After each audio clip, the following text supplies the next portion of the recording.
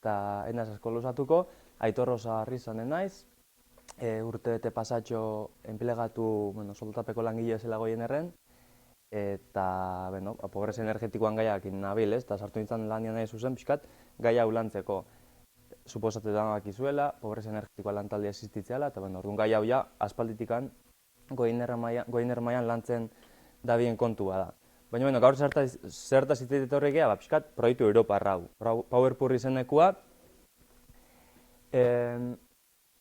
azken finean pobrezia energetikoan gaiai bultzada bat emateko datorren aporen PowerPurrea, Goiner sozialan eta goen pobrezia energetikoa lantaldiai. Labur esan da, zertaz hitzengo deten pixkat kontestualizatzeko ere, proiektuan inguruan, sarrera txiki bat egingo de proiektuan inguruan, baina ez oso luzea, proiektuan inguruko informazio gehiago ere bada web horrian eta bar, eta gaur beste arlo batzuk azaltzea ikusten da interesgarri, adibidez, zein dian proiektuan helburu nagusiak, eta zein dian proiektuan helburu nagusiak Goienerren ikuspegitikan, alegia Goienerrentzako ere zer da interesantia, proiektu honetan. Eta, guri ere, zer tokatzen zaigun Goiener bezala proiektuan aurrera eramatea. Gero, gaur egungo egoera ere, gaur egun arte zer egin deun eta aurrea beira zer tokatean ditia, eta gero bukaeran, beste proiektuekin bezala, ze parte hartzeko aukera dauden. Proiektua, urte bete hasi izan, 2008ko iraiak batian, 3 urteko iraupena daka, alegia 2023an bukatuko da, eta beste proiektua bezalaxe, H2020, deialdi barruan dago. Kasu honetan, 14 erakunde desberdin gaude bertan parte hartzen, 8 herrialde desberdinetan banatuta, gure kasuan, Goienerretikan gabiltza, nolabait, estatu mailako koordinazio lanak egiten proiektuanak.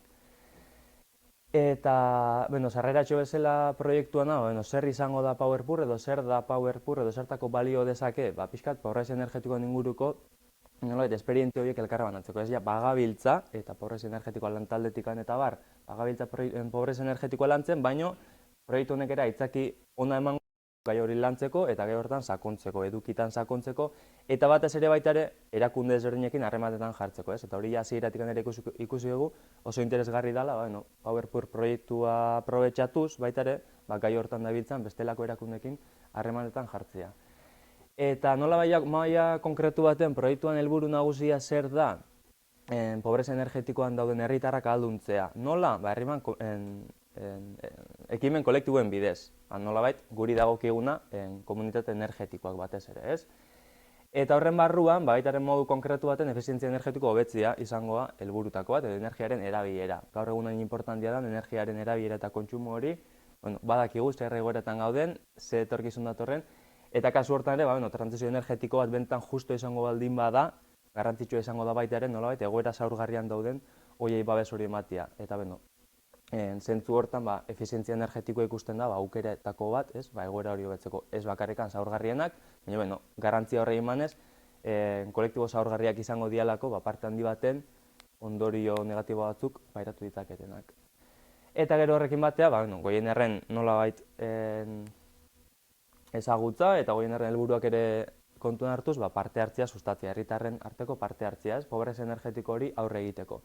Labur esan, pobrezia energetikoa jakingo dezuen bezala, gaur egun oraindik ez modu unibertsal baten definituta, eta PowerPurretik nola ulertzen da zer dan pobrezia energetikoa, irizpide oinarrizkoak izango lirateke, temperatura egoki bat ez mantendu ahal izatea etxe bizitzetan, edo etxe bizitzak ere egoera eskasean egotea, izan temperatura edo zetasun edo bestelako arrazoiengatikan, eta gero baita ere badiez fakturetan atzerapenak eukitzea, nolabait gaitasun hori ez eukitzea, energia behar bezala kontsumitzeko edo behar den hori kontsumitzeko. Modu orokor baten, proiektuaren ikuspegitikan zein dira helburu nagusiak, esan bezala, herritar zaurgarriak babestia. Nola babestuko dira herritar horiek? Laguntza programen bidez.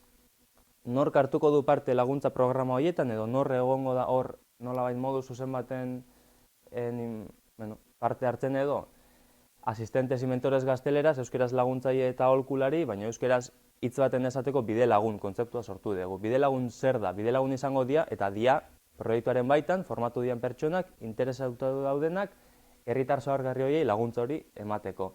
Izan efizientziaren arloan, edo izan komunitate energetikoen eta ekimen kolektiboen ikuspegiarekin.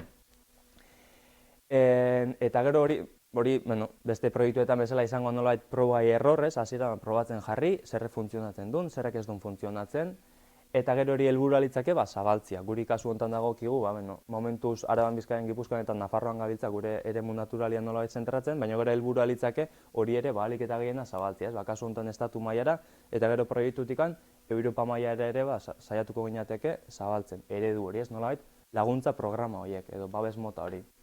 Eta gero ikasitako guzti horrekin erakunde lokal edo eskualde mailako erakundei eta baita ere proposamen politikoak egingo zaizkie edo nolabait lagunduko zaie erakunde publikoei haien plangintza politikoetan edo energiakin lotutako plangintzetan pobrezia energetikoan aspektua hartzen. Nolabait garrantzia ematen pobrezia energetikoai ere plangintza politikoetan, ez? Gaur egun badakigu erakunde publikoetatik apenas lantzen den gai badala pobrezia energetikoa, egoera gero eta okerrago doa, eta zentzu hortan ekarpen hori egitea plangintza publiko horrei. Goierren ikuspegitik zer daola esaldi baten izango litzateke helburu nagusia, batetik pobrezia energetikoan dauden hoiei babes bat eskaintzia ikuspegi kolektibo batetik, ikuspegi individual batetik ere bai, baina goiener kooperatiba bat geran, ez? Pixkat ikuspegi kolektibo hori ekartzia, alegia herritarrak lagundu kolektibotasunetik, eta gero eraberian, bestaldetik, kolektibotasunai, kasu honetan, komunitate energetikoei ere laguntzia, edo tresna batzuk eskaintzia, herritar zaurgarriak kontuan hartzeko. Ze hor ere badakigu, ez? Eta ekimen kolektiboak eta martxan jartzen dabiltza, pixkanaka hasten dabiltza, baina zailtasuna daude, beti bezala, benetan inklusibo izaten, edo benetan parte hartzaile izaten, edo gora askotan holako ekimenek ere bukatzen dute, pertsona perfil nahiko homogeneo batekin, eta askotan hasten ditugu edo alde batera uzten ditugu, arrazoi ekonomiko, kultural edo eta barrengatikan beste herritar batzuk, ez? Orduan pixkat, bi alde horiek, herritar zaurgarriei babesa eman kolektibotasunetikan, eta kolektibotasun horri ere, pobrezia energetikoaren ikuspegi hori txertatu. Hori modu global baten. Zenbaki dagokionez zein dira helburu konkretuagoak?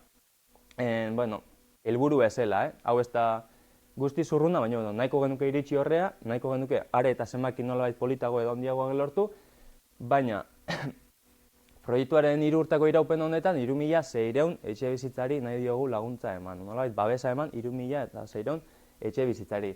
Horietatik 1.080 gutxi gora bera, nolabait laguntza zuzena, etxeko bisiten bidez. Alegia bide lagunek formakuntza jaso ondoren, etxeko bisitaketa egingo dituzte, auditoria energetiko simple, nolabaiteko termino horren barruan, eta helburua litzake, 1000 pasatxo bisita edo itia. Gehiago izango badia, askoz hobeto.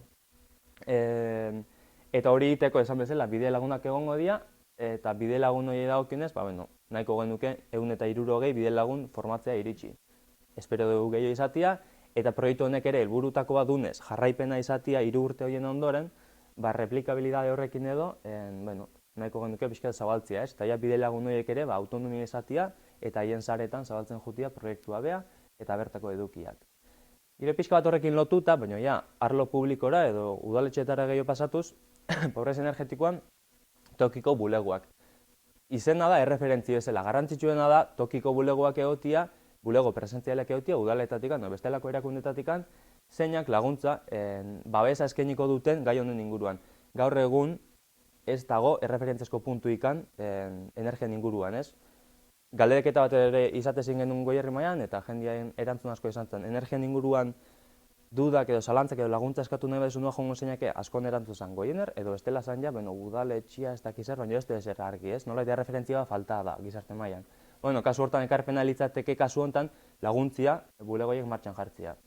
Eta gero baita ere, gomendio politikoa dagokionez, gida bat prestatukoa, eta estatu mailako ere bide horri bat garatzea da asmoa. Bai, ez, luzatzen da bil. Nun gabiltza? Oain arte zer egin dugu?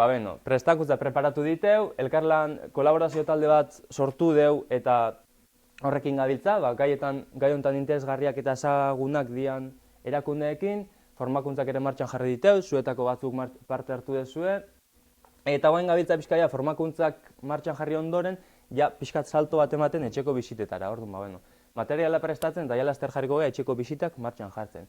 Urren urtetik aurrera berdin, formakuntzekin jarraituko dugu, bisitekin jarraituko dugu, eta gero proposamen politikoen gaietara pasako gera pixkanaka. Labur, zer enkaje, zer ekarpen inditu proiektu horrek guain arte nola sartu gure egunerokoan, Hernani neka bat martxan jartzen gabiltza, eta hor ere, oso nolait, eztabaida interesgarria daude, ebeka bai, baina nola hartuko dute parte herritar zaurgarriak, baliabide gutxi azkenen, hortan gabiltza. Gazteizen ere, Gasteizko udala kolaboratzaile bezala dabil, eta hor ere, Goiener sozialakin ere gabiltzan ez, pixkat bi proiektu arteko lotura edo sinergia horiek.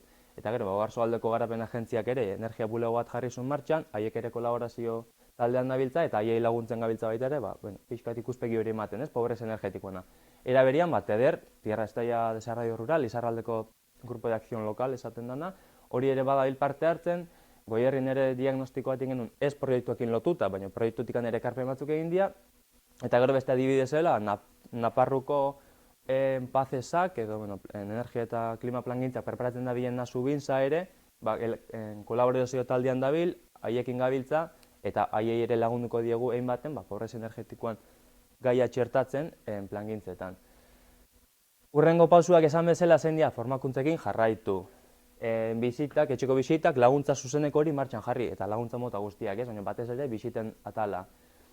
Buleguak ere aipatu bezala, erakunde haudek interesauta daude, ezer ez dago hendikan konfirmatuta, baina hauetako batzuk martxan jarriko dute bai bulego bat, edo haien bulegotan nolabait pobrez energetikoan gaia txertatuko dute PowerPointen ikuspegitikan, eta gero beste arlo bada, jardunaldi informatiboak momentuz ez daude zehaztuta noiz izango dian, baina ja bagabiltza ez, baitzaldiak ere ematen gaian inguruan, eta helburu ere bada zabalpen hori ditia, pobrez energetikoan eta hitz egiteko, jeniak daola, tresnak eta noiek herritaren eskutan jartzeko. Eta hori egiteko zer berdegu, Goiener bezala, zer da importantia, eta proiektu bezala ere bai, batetik pertsona motibatuak bide lagun izateko, formakuntza jaso, eta laguntza hori eskaintzeko, baina gero eraberian baita ere laguntza hori jasoko duten etxe bizitzak edo familiak. Horietako batzuk, udalen bidez, bestelako erakundeekin bidez lortuko ditugu, edo iritsiko gea famili, pertsona horien gana haien bidez, baina hala ere interesgarria ez hortan mugatzea, baizik eta osakua kontaktu pertsonalen bidez, edo interesadun edonork parte hartzia etxean bisita bat jasotzeko eta bere egoera hobetzeko, etxe bizitzan energiakin lotuta. Alegia, parte hartzeko espazio nagusia zein izango da, bide lagun bezala esan bezala. Formakuntzak martxan daude, bi nolabait ziurtagiri mota planteatzen dira, enez hartuko gai horietan, baina jakin, bide lagun formatu hori hor daola, parte hartzea libre dala, konpromisua ere, konpromiso minimo bat eskatzen da, baina parte hartzea importantiena formakuntzetan, eta hitza zabaltzea, orduan, interesadun edonor parte hartu dezake, datorren urtetik aurrea, urte honetan ez dugu gehiago antolatuko, baina urterrietik aurrea antolatuko dian formakuntzetan. Eta gero betikoa hitza zabaldu, ahosagokoa da importantiena, ezagutzen dituen pertsonak, erakundiak, eta bar. Orduan, hementxe lagakoet. Informazioa hementxe dakazue, PowerPointen proiektuaren nolabait sare sozial nagusiak, Goienerren web horrian ere, proiektu Europar guztien web horrian atalak dazkagu, orduan bertan ere informazioa topatu daiteke, eta esteka bat ere badakago gaur egun, formakuntzetan parte hartzeko. Naiz eta ez daude momentik zehaztuta noiz izango dian, izen eman daiteke urrengo formakuntzetarako. Eta eskerrik asko, besteik ez.